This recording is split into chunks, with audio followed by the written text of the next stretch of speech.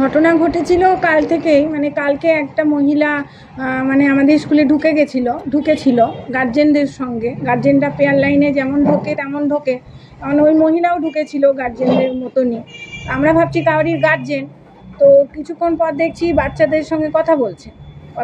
তখন সন্দেহ হলো যে কে এটা, কারণ আমরা সব গার্জেনদেরই চিনি মোটামুটি। তো কে এটা, তখন জিজ্ঞেস করলাম যে আপনি কে?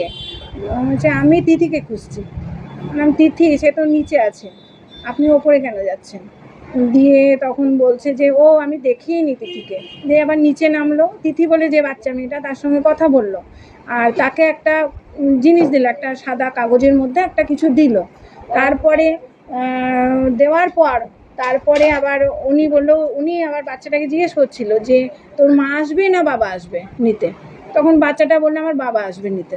তখন ও তোর মার সাথে দরকার ছিল, ঠিক আছে আমি বাইরেই দাঁড়াচ্ছি।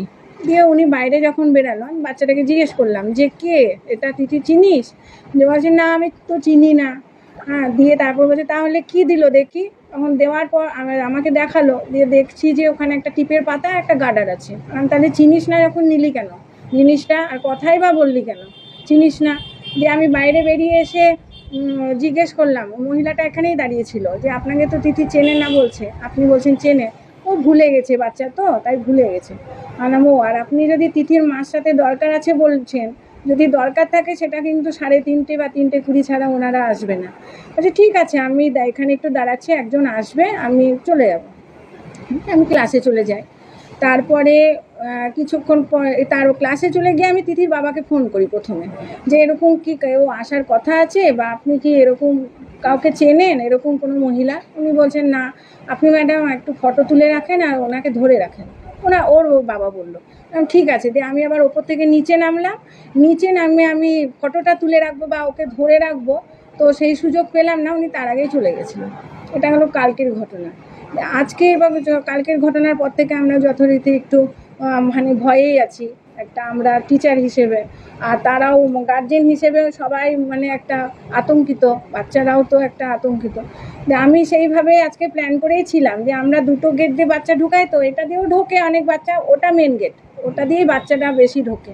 তো এবার আজকে বাচ্চাদেরকে মেন গেটটা দিয়ে ঢুকাবোই না, যে বাচ্চা ঢুকবে এটা দিয়ে ঢুকবে, অফিস ঘর দিয়ে বাচ্চা ঢুকবে, তাহলে আমরা গার্জেন কে আসছে না আসছে দেখতে পাবো। আর আমি কালকে একটা আমাদের গ্রুপ আছে, স্টুডেন্টদের গ্রুপ প্রতিটা ক্লাসে, সেই গ্রুপে আমি একটা নোটিশ দিয়ে দিয়েছিলাম যে কোনো বাচ্চা যেন 10:45-এর আগে না আসে, আর কোনো গার্জেন যেন বাচ্চার সাথে ঘরে যেন প্রবেশ না করে। কোনো গার্জেনের যদি কোনো দরকার হয় অফিসে এসে দেখা করবে। তাহলে কী হবে, কোনো গার্জেনই ঢুকতে পারবে না, আমিও বুঝতে পারবো কে আসছে, কোন গার্জেন আসছে। যে কারণে আজকে আজকে এসেছি আমি 10:35-এ, এসে আমি ওই গেটটা খুলিনি, এসে প্রতিদিন খুলেই দিই, বাচ্চারা ঢোকে। হ্যাঁ, তো আজকে খুলিনি, আজকে আমি অফিস ঘর দিয়েই ঢুকিয়েছি বাচ্চাদেরকে, গার্জেনরা বাইরেই ছিল, কেউ ঢোকেনি। তো আমি ক্লাসে যাব সেই মুহূর্তে আমি এইদিকে তাকিয়ে দেখছি ওইখানে আখ বসে, আখের রস। তো ওইখানে দেখছি যে একটা মহিলাটা, মানে আমার মনে হলো সেই মহিলাটাই, মানে যে কালকে এসেছিলো, মাস্ক পরা ছিল আর মাথা পুরো ঢাকা। হ্যাঁ, তো আমার মনে হলো যেন সেই মহিলাটাই। তো মহিলাটা আমি বাইরে গিয়ে আমি ডাকলাম, এদিকে শুনুন, আপনি কালকে এসেছিলেন তো, আর তিথির মাকে খুঁজছিলেন, তো এই যে তিথির মা আজকে ছিল, বসেছিল, এই যে তিথির মা, কথা বলুন। তিথির মা তখন বলল যে তুমি আমাকে চেনো? বলছে না তো। হ্যাঁ তোমাকে তো চিনি। আমি তো তোমাকে চিনি না। কেন, তুমি টিউশনের জন্য বলেছিলে? যে না আমি কোনো টিউশনের জন্য বলিনি, তোমাকে তো চিনি না, স্কুলের কেউ তোমাকে চেনে না। দিয়ে যেরকম হয় গার্জেনরা ক্ষুব্ধ, দিয়ে এবার ওখানে মারপিট লেগে যাবে দেখে আমি আবার মহিলাটাকে ঘরে বসালাম, ঘরে আসুন, মানে বাইরে থাকলে যদি পালিয়ে ঠালিয়ে যায়।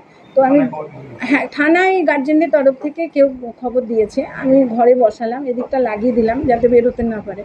তো থানায় গার্জেনদের তরফ থেকে কেউ খবর দিয়েছে, তো সে সময় মতো চলেও এসেছে তাড়াতাড়ি, খুব পুলিশে দিয়ে ওনাকে নিয়ে গেল। ওনার মাকে ফোন করছিল, এখন থানাতে আছে সে। আমার আইসি এসে বললেন যে আপনি একটা অ্যাপ্লিকেশান দেন এরকম, তো যা যা ঘটেছে। তো আমি অ্যাপ্লিকেশান দিয়ে এসেছি, গার্জেনদেরও সই আছে। তো কী মনে হচ্ছে এটা তো বলা খুব মুশকিল। এবং সে বলছে যে আমি নাকি মানে অম্ববতীতে আমি টিপ দিই বাচ্চাদেরকে, এবং বাচ্চাদেরকে যদি টিপ দেয় তাহলে তো স্কুলের পারমিশন নিতে হবে কিছু দিতে গেলে। তো সে আর কথার কোনো সঙ্গতি নেই, প্রতিটা কথাতেই অসঙ্গতি। ও সবাইকেই চেনে অথচ কেউ তাকে চেনে না, এরকম ব্যাপার। তো মনে হচ্ছে কোনো খারাপ উদ্দেশ্যেই বোধহয় এসেছিল। যাই হোক, উদ্দেশ্য তার সফল হয়নি। সবারই তৎপরতায়, আমাদের তৎপরতা তো এবং রাঁধুনিরাও সবাই সজাগই ছিলাম যে এরকম তো আবার ঘটতে পারে, সে না হোক অন্য কেউ আসতে পারে। তো আমরা সজাগই আছি। স্কুলে ঢুকে গেলে বাচ্চাদের আশা করি এরপর থেকে কোনো অসুবিধা হবে না। নিরাপত্তার জন্য তো চাইছি, গার্জেনরাও বলছে যে সিসিটিভির একটা ব্যবস্থা করতে, আমরাও চাইছি। এখন দেখি, গার্ড দিলে তো ভালোই হয়, কিন্তু কে দেবে? আমরা তাও আজকে অ্যাপ্লিকেশানে লিখেছি, অন্ততপক্ষে এটা মোড়ের মাথায় স্কুল, ভীষণ জনবহুল এলাকা, আর যে এখানে যদি একটা সিভিক পুলিশ থাকে সবসময়ের জন্য তাহলে খুব ভালো হয়। কারণ আমাদের বাচ্চারা বেশিরভাগই ওপার থেকে আসে, গান্ধী কলোনি যায়, রাস্তা ওদেরকে পার হতেই হয়। যে কারণে একটা সিভিক ভলেন্টিয়ার যদি থাকে, যদিও আমরা পার করে দিই, সবসময় ওদেরকে ছেড়ে দিই না, কিন্তু সিভিক ভলেন্টিয়ার থাকলে বেশি ভালো হয়।